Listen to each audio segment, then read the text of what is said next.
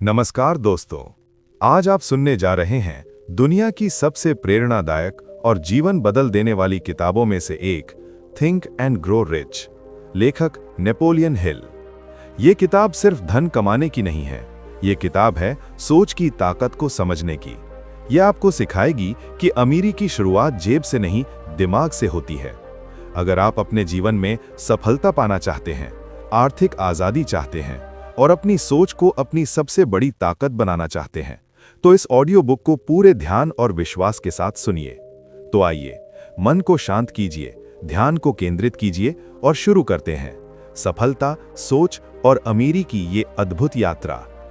ये कहानी सिर्फ पैसे कमाने की नहीं है, ये कहानी है सोच की ताकत। ये कहानी है एक आम इंसान को असाधारण बनाने की, और ये कहानी है उस रहस्य की जिसे समझ लेने के बाद इंसान अपनी किस्मत खुद लिख सकता है।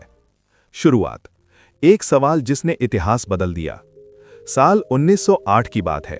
अमेरिका में एक युवा पत्रकार था, नेपोलियन हिल। एक दिन उसकी मुलाकात हुई उस दौर के सबसे अमीर आदमी से, एंड्रयू कार्नेगी से। कार्नेगी ने नेपोलियन हिल से एक सवाल पूछा, क्या तुम ये जानना चाहते हो कि कुछ लोग अमीर क्यों बनते हैं और ज्यादातर लोग पूरी जिंदगी मेहनत करके भी गरीब क्यों रह जाते हैं? नेपोलियन हिल ने हाँ कहा। तब कार्नेगी ने उसे जीवन का सबसे बड़ा काम सौंपा, सफल लोगों की सोच का रहस्य ढूंढना। कार्नेगी ने कहा, मैंने 500 से ज्यादा सफल लोगों को देखा है। उनकी सफलता किसी किस्मत से नहीं, बल्कि एक निश्चित सोच से आई है। यहीं से शुरू होती है थिंक एंड ग्रो रिच की यात्रा। अध्याय 1, इच्छा, डिजायर, सफलता की शुरुआत। किताब कहती है, सिर्फ चाहना काफी नहीं, जलती हुई इच्छा चाहिए। नेपोलियन हिल एक कहानी सुनाते हैं। एक गरीब लड़का था, एडविन बार्न्स। उसका सपना था एंड्रयू कार्नेगी के साथ काम करना। उसके पास ना पैसा था, ना पहचान, ना साधन।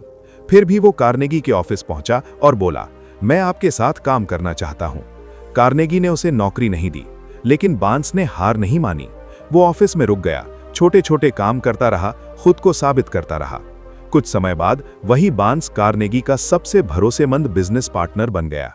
सीख, अगर आपकी इच्छा जान से भी ज्यादा मजबूत है तो रास्ते अपने आप बनते हैं। अध्याय 2, विश्वास, फेथ, खुद पर यकीन। इच्छा के बाद आता है विश्वास। नेपोलियन हिल कहते हैं, जो इंसान खुद पर विश्वास नहीं करता, दुनिया उस पर क्यों करेगी? एक माँ की कहानी आती है जिसका बेटा बहरा था। डॉक्टरों ने कह दिया ये बच्चा कभी कुछ नहीं कर पाएगा, लेकिन माँ ने उस बात को कभी स्वीकार नहीं किया। उसने बच्चे को कभी ये महसूस नहीं होने दिया कि वो कमजोर है। वही बच्चा आगे चलकर बना थॉमस एडिसन। सीख, आप जो खुद के बारे में मानते हैं वही आपकी सच्चाई बन जाती है।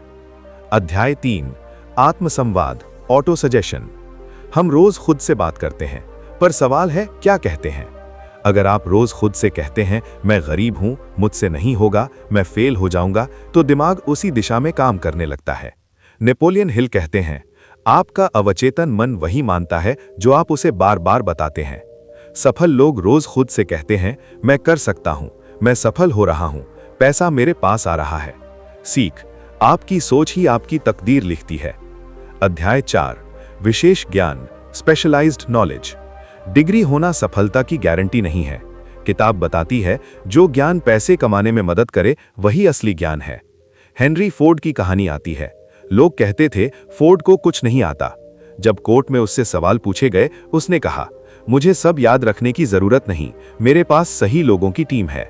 सीख, सब कुछ जानना जरूरी नहीं, सही लोगों को जानना जरूरी है। अध्याय 5, कल्पना, इमेजिनेशन, अमीरी की फैक्ट्री। हर बड़ी चीज पहले सोच में पैदा होती है। मोबाइल, ट्रेन, हवाई जहाज, सब पहले किसी के दिमाग में बने।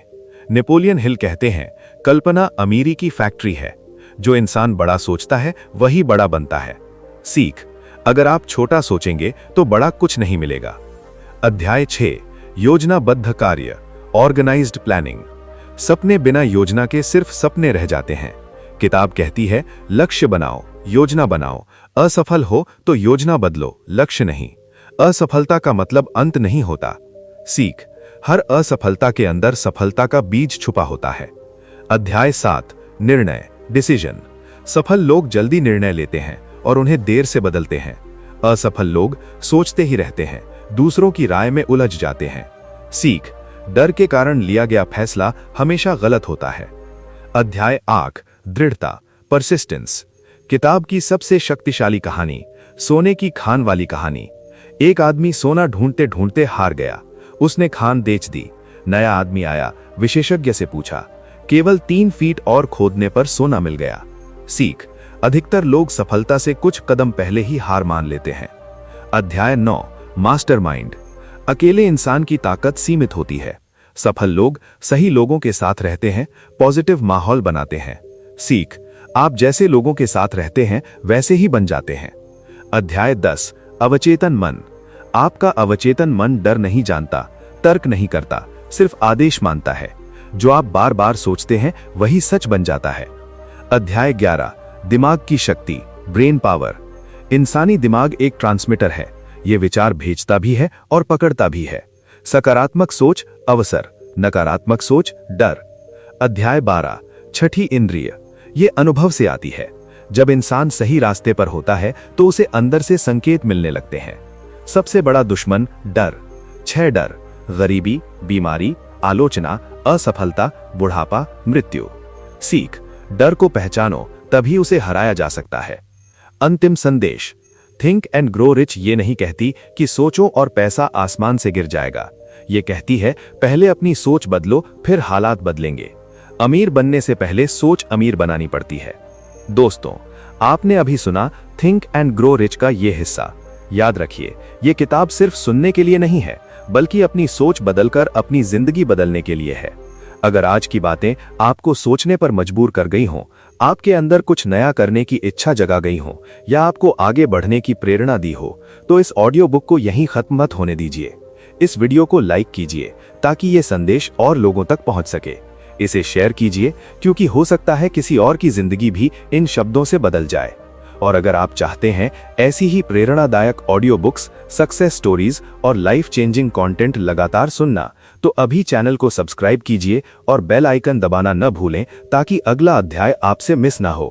अगले पार्ट में हम फिर मिलेंगे नई सीख, नई सोच और नई ऊर्जा के साथ। तब तक याद रखिए, जो इंसान अपनी सोच को नियंत्रित कर लेता है वही अपनी तकदीर को भी बदल सकता है।